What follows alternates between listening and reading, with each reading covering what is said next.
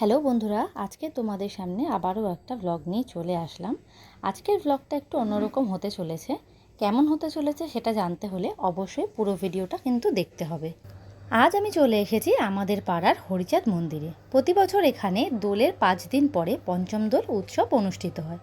আর এই অনুষ্ঠানের পরিচালনায় থাকে মতুয়া মহাসংঘ।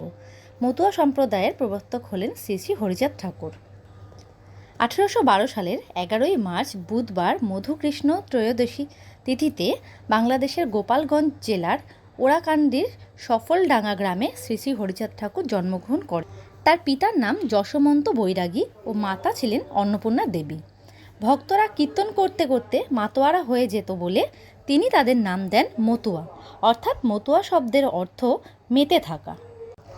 বিকেলে নারী পুরুষ বয়স্ক বাচ্চা সবাই একত্রিত হয়ে জয়ডঙ্কা বাজিয়ে নগর কীর্তনে যাবে।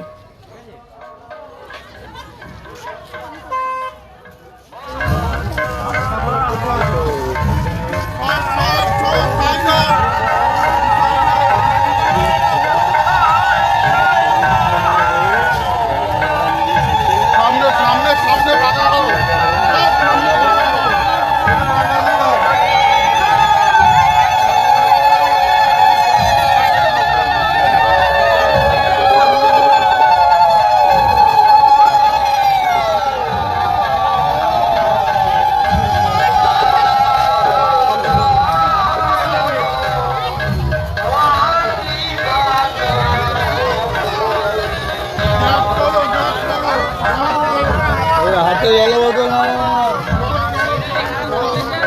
এত জায়গায় হাঁটতে হবে না।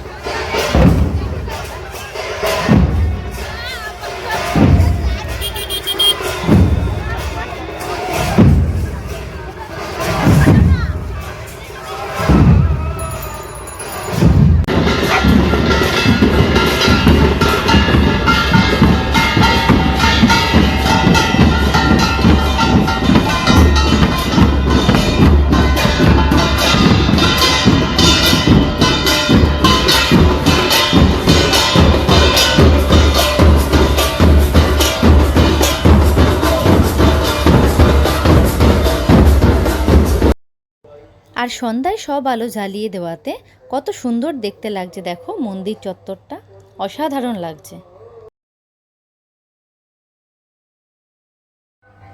মন্দির চত্বরের ঠিক পাশে মাঠে মেলাও কিন্তু থাকছে।